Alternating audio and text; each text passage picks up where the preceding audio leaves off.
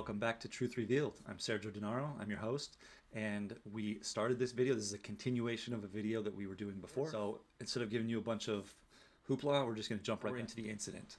It was a little after, so there's something that happened here and she's skipping over it, which I would expect to see when the incident is only 12% long. So there's going to be missing information in here. It was a little after that when I resorted to playing games on my phone when it happened. So this is the incident, according to Katie Bugs. Out of nowhere, I felt him slip his hand under my clothes, sitting next to me on the couch in front of everyone. So this statement, he slipped his hand under her clothes, is the actual statement of the assault here. He disguised it with a simple, "Are you ticklish?"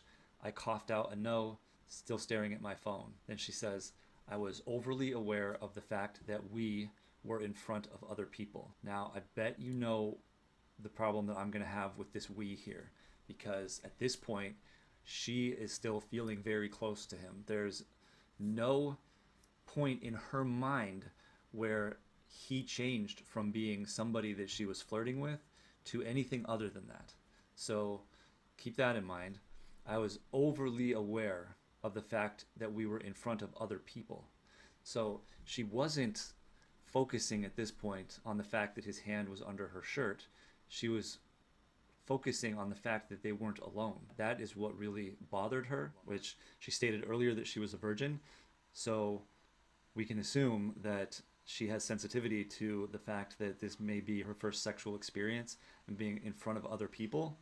I, as a human being, can understand how that would be embarrassing, especially if people talk about it after the fact. In this moment, I was overly aware of the fact that we were in front of other people. So at this point, I think that is her biggest concern. The fact that everyone else was sitting around us, watching us, including my best friend, and that his hand was inching further to places I hadn't asked for it to be. I hadn't is a negative statement, and I hadn't asked for it to be is also passive voice. This looks like something that Shelby talked to her about, and she had anxiety trying to add that in here. So it comes across in the wrong tense. She doesn't say that she didn't want it to be there. She says that she hadn't asked for it to be there. He made a game out of my embarrassment. Now, she's talking about being embarrassed, and remember, people write what they're thinking right afterwards.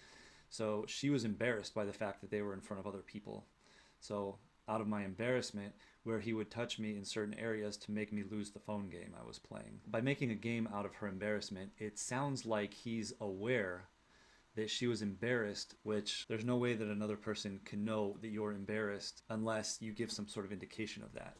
So unless she said something to him or made some sort of a gesture, I wouldn't expect that he would know that she was embarrassed. Now let's see, he would touch me in certain areas. She doesn't say the area, so we can't insinuate that he was touching her here or there because she doesn't say that. In fact, she very deliberately doesn't say where he was touching her.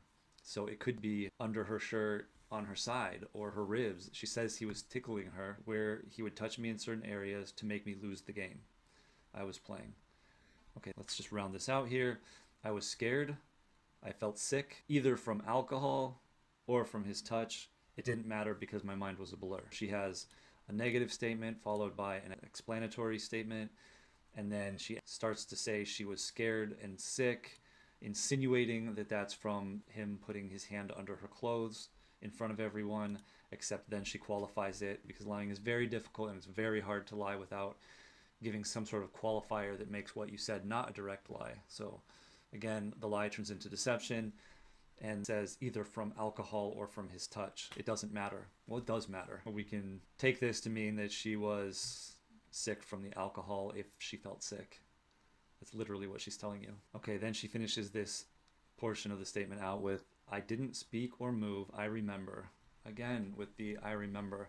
So whatever she says after this is not going to be true, and that's not surprising because this entire section is riddled with issues on top of the fact that the structure is only 12% of the statement. So I remember being afraid to even breathe. I stayed there for a while, hoping my stillness would make me disappear. I eventually had to stand up after many minutes for it to stop. For it to stop is passive voice. It's after "I remember." This is clearly a statement that is not true. It is fabricated and it is added in after the fact. So I was scared to leave or make a scene out of the embarrassment. She leaves us to insinuate that she was a frightened little girl who had been sexually assaulted at this point, but that is not what she says in her statement. There's eventually later that night. Okay, so now she is moving on.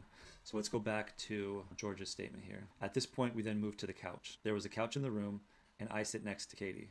Okay, he does put this in present tense, so he probably did more than sit next to her. To sit next to somebody is a common phrase, but to sit next to somebody does not imply any sexual chemistry, any sexual intent. So he probably sat really close to her and in a flirtatious way, and because of withholding the motive there, his motivation for sitting so close to her, he slipped out of past tense and into present tense. So again, he says we as well. So at this point, we move to the couch. So both of them are feeling close and have no conflict with each other at this point. She also says, looking back on the scenario, that she confused her nerves for excitement when I sat next to her. But again, at this moment, everything was friendly. Nothing sexual happened. I'm just literally sitting next to her on the couch, and during this, she was laughing, smiling. She gave no indication that she was uncomfortable with me sitting this close to her. So here's where he says, with me sitting this close to her. So she also mentioned that she was thinking about my age and that I was a lot older than her. Again, she was 18 and I was 26 at the time. And again, to clarify, so I actually didn't know how old she was just by her claiming that. He says here, again, she was 18 and I was 26. He's saying this as in, again, she was not 17, she was 18. So he is clarifying from a sexual standpoint, but he is also continuing to lie about this, which is likely because of the alcohol, which is what he stated earlier. And eventually, two of the people that came to the hotel room left. So then it was just down to me, Dream, my online friend, Katie, Katie's best friend, and a sick mutual friend. Next, she says, this is a quote. Okay, so she resorted to playing games on her phone to avoid the awkward situation. That's how she says she got out of it. Now, I just don't see how this is the case. She's implying that she is using her phone to essentially escape, you know, such an awkward scenario that she's in. But that's just not how it happened. Okay, so remember, when we see these double words from George, that's his deception tag, that whatever's coming after this is going to be deceptive. So I underlined this. And then he says that's not how it happened. He doesn't say that's not what happened.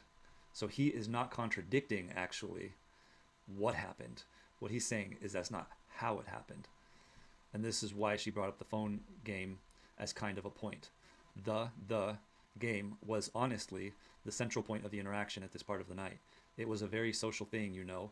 She was moving the phone around. We were all playing the game and bantering about it, just having fun with the game. So I don't see how, like, she resorted to it and was, like, using it in that context. She wasn't being awkward at all. There was no sense of uncomfortability from her. She was laughing and playing with everyone. And yeah, I'm not really sure why she phrased it like this. Okay, this is sensitive from here to here. This is very sensitive and deceptive. So, and this he says we're all playing the game. So this is not an indicator of closeness with Katie at this point. And so I would expect to see somewhere in here that he becomes aware or knows that she gets uncomfortable at some point. Now, she has described that point, but the area where she is describing that is very riddled with problematic language. Now, George is trying to make a very strong statement that at no point in the evening did he have any indication at all that she wasn't comfortable with this. Where in reality, it now looks like at some point she gave some indication that she was uncomfortable with something, is what I'm taking from this. So let me look at this. We here indicates closeness after the incident. Okay, so we actually continue to send each other high score updates even weeks after the event. So that is very pertinent here because we now have an inclination that he was made aware at some point that she was uncomfortable, but he still feels an element of closeness with her that leads me to believe that at the point where she reacted or had an element of uncomfortability, that it wasn't a huge deal. It wasn't enough to separate them. It was simply enough to give an indication to George that she wasn't comfortable with the touching when it got to some certain point. So that's what we're seeing right now. Let's see, to send each other high scores. Yeah, okay. To add further context to this moment, we were all actually sitting on the couch, and that was in the hotel room, playing this game on her phone. And during this, me and Katie, okay, so now he separates me and Katie. But as we look back, he says we were all actually sitting on the couch, the entire group. And then he says me and Katie were at the far end of the couch. So if he had put we in here, it would have said we were all actually sitting on the couch in the hotel room, and during this, we were all at the far end of the couch. That would have not made any sense. And so he had to separate me and Katie here in order to differentiate who was sitting at the far end of the couch. So this is explained. This is not what I would call a missing we. We are looking for missing we's, where the context should state that it should be a we, and we're not seeing it. So this is not a missing we. We're at the far end of the couch, and we were cuddling together. We had been cuddling for, I'd say, around an hour at this point, playing the game, talking, just having fun. And for clarity, I had my hand around her waist above her clothes.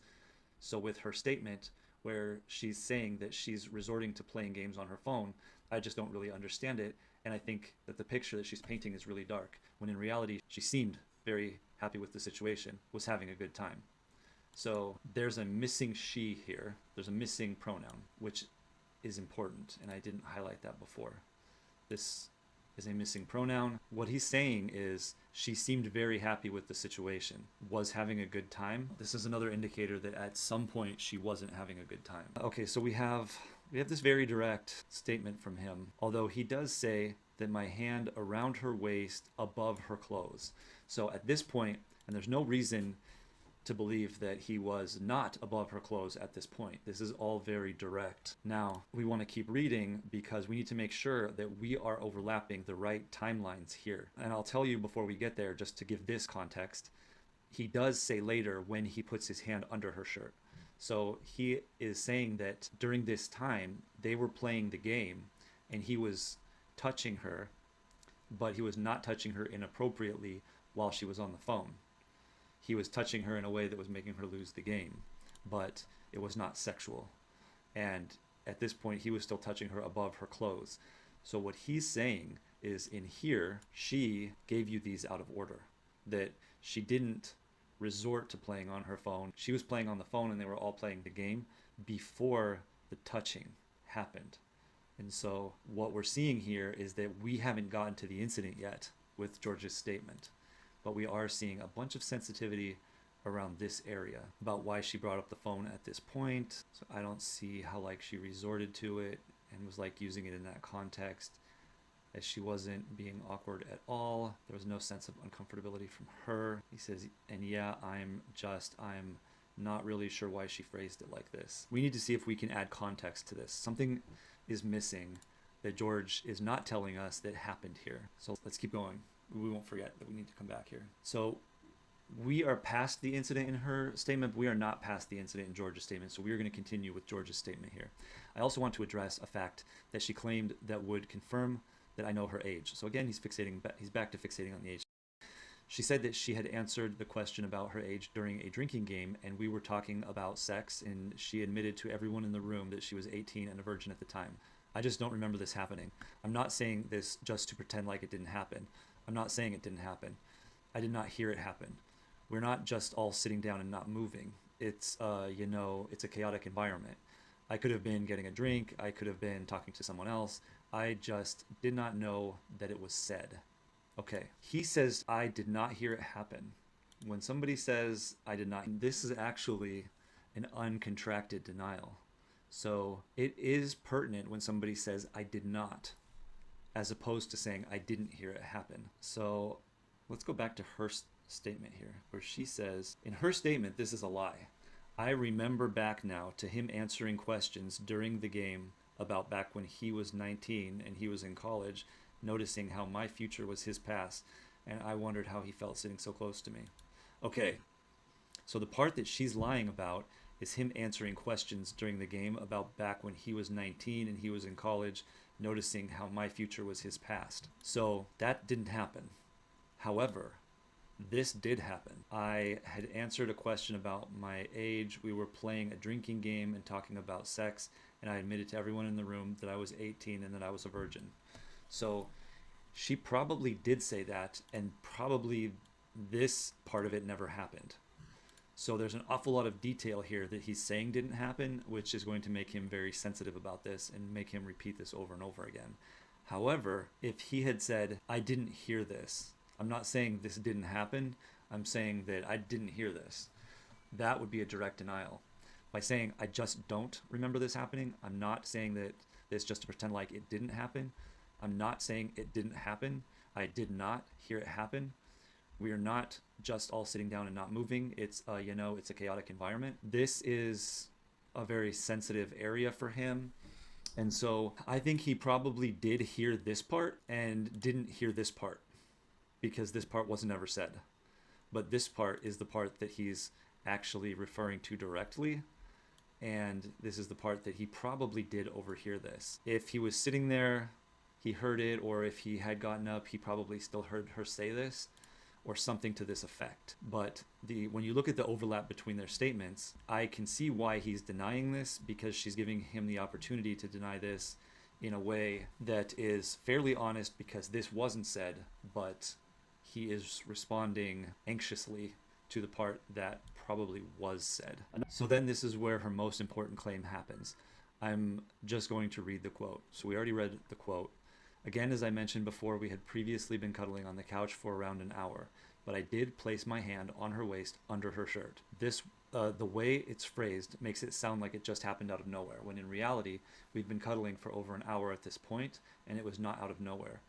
It was also around half an hour until I started moving my hand further up. And the way it's phrased just makes it seem like it happened pretty instantly and pretty quickly. There was nothing quick about it. It was very slow, and I was very cautious about it and making sure, so this is present tense with no I. He doesn't say I was making sure. He says I was very cautious about it and making sure, as opposed to saying I made sure, that she was comfortable throughout the process. Me and Katie were very touchy, very cuddly, and very slowly got more intimate. Okay, so this is pretty direct, and again, not many indicators of deception in here. He says we had previously been cuddling, so he still feels close to her, when in reality, we've been cuddling for over an hour at this point. Now, it's important to distinguish what we're seeing actually happen and what we're not seeing happen or not seeing not happen. So I don't doubt that this is true. They were cuddling for a long time, and he was probably very deliberate and very slow. He never asked for consent, but if you think about it, those types of situations, it wouldn't be common for somebody to ask for consent. They would really be looking for any indication that the person wasn't comfortable with it. And he's saying that she never gave any indication that she wasn't comfortable with it. But the way he phrases that is, up until the point that he touches her breast, there was never any indication that she wasn't okay with it. And that part is truthful. Now, at the point where he touches her, it becomes me and Katie were very touchy. He didn't say we were very touchy, very cuddly, and very slowly got more intimate. So there is a time where something happened right at that moment of contact that separated them in his mind. Not just her mind, in his mind. And so at this point, and he never admits that, but we can see that that happens because of the separation and the missing we here. Now, if this all is correct, we will see more indicators of this in the future. And we do see more indicators looking at the rest of the text. But I'm just letting you know that at this point, this is where we know this. So now that we have an indicator of separation here, let's see what he says after this. I've always been overly cautious with consent, and this is not just because I'm a creator. I've been like this since before I was a creator. Now, we do have not just because I'm a creator. That's not actually a negative statement. It's not didn't or wasn't. So there's some sensitivity in explaining this, and I think that's just the way I am and just the way it should be. Nothing came out of nowhere. Everything progressed very slowly throughout the night, and also before I continue, I want to make it clear that the furthest anything ever got was under the shirt, touching and cuddling. Now, obviously, people don't typically ask if everything is okay, even such as touching someone's waist on that shirt before they do it. Okay, so he stumbles a little bit here, where he starts the sentence.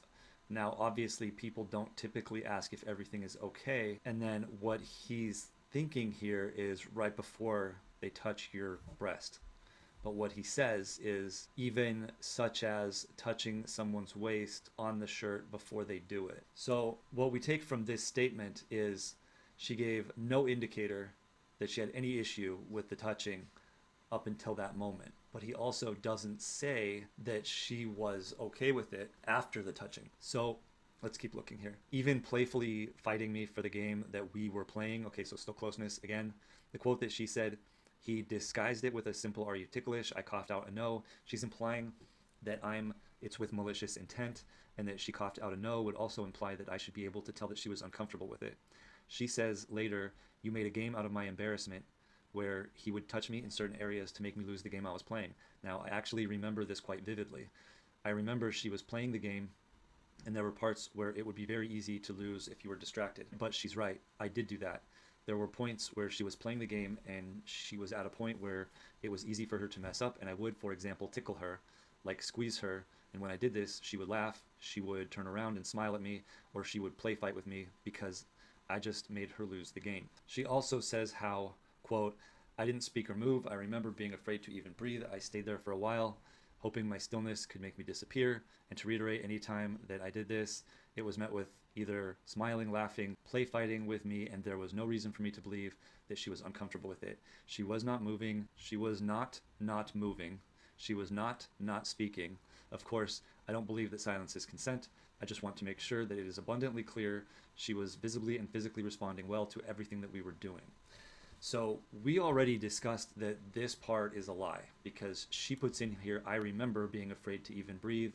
I stayed there for a while, hoping my stillness would make me disappear. And he has a very truthful statement here saying that that never happened.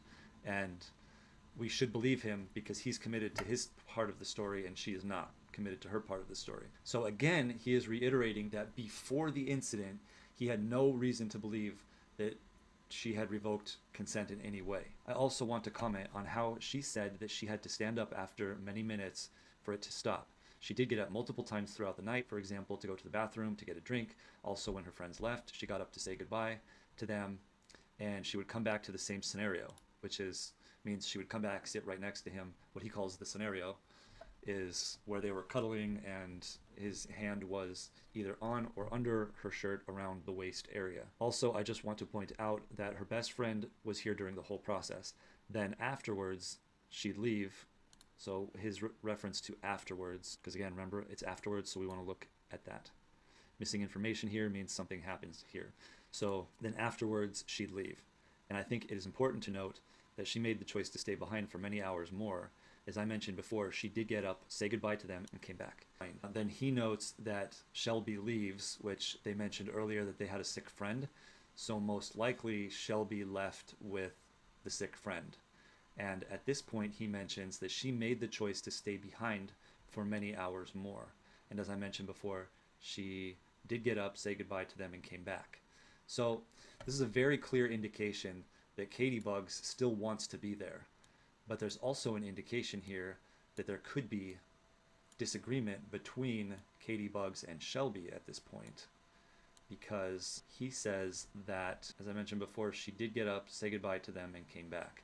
So we want to pay attention to if there's any indicators in here that Katie Bugs and Shelby were disagreeing, or if there's something going on between them. Okay, after incident, same evening. So now we're caught up here, and you can see that that was a pretty lengthy evening when they were cuddling for hours, hand up the shirt for half an hour, playing the game. There's a lot of missing information, and that's why you see that portion of Katie Bugs' statement is too short. It's because she cut out all of the information where she was flirting with him, because she doesn't want to portray that she was giving consent. She wants to portray only that she was being taken advantage of, and that she doesn't want to give any indicator that she had given any sort of consent. At this point, we're going to take a little break, and we'll see you back here soon, in a couple of days. So until then, remember, keep seeking the truth, and this is Truth Revealed signing off.